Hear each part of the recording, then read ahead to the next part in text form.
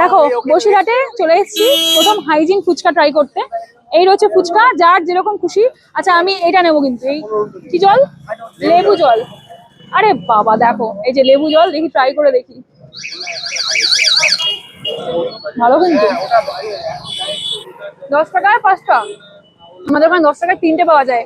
টক মিষ্টি এবার ট্রাই করবো। দেখো এরে বাবা রে, ব্যাপক কিন্তু। হেভি মজা পেয়ে গেছি। আমাদের ওখানে আরো ভালো হতো। কোনটা বেশি ভালো লাগলো?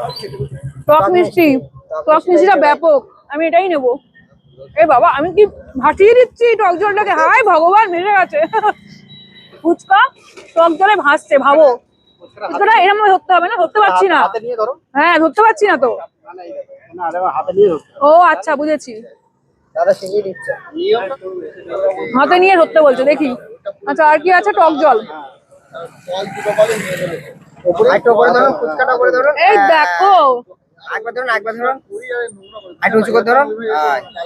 এই তো টুস টুস করে পড়েছে।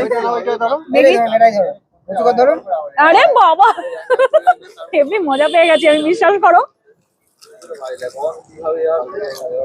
টক মিষ্টিটা এটা হেভি খেতে, সিরিয়াসলি ব্যাপক খেতে এটা। দাদা নিজেও বলেছে ওইটা। হ্যাঁ দাদা নিজেও মনে হয় খায়, সবাই এটাই বেশি পছন্দ করে।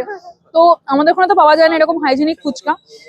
যদি খেতে চাও হাইজেনিক ফুচকা, অবশ্যই চলে আসতে হবে বসিরহাটে। একদম ঠিক বসিরহাট স্টেশনের সামনে আসলে তোমরা পেয়ে যাবে দাদার দোকান। এখানে কিন্তু এতগুলো ফ্লেভার রয়েছে, 3 রকম ফ্লেভার তোমরা পেয়ে যাচ্ছ। যার যেটা পছন্দ সেরকমভাবে ট্রাই করতে পারো। অনেক দিনের ইচ্ছা ছিল বসিরহাটে হাইজেনিক ফুচকা ট্রাই করবো, ফাইনালি আজকে চলে আসলাম সাগরের আহ্বানে বসিরহাটে। তো চলো, last but not the least, এই যে টক মিষ্টি। এই তো সাবাস।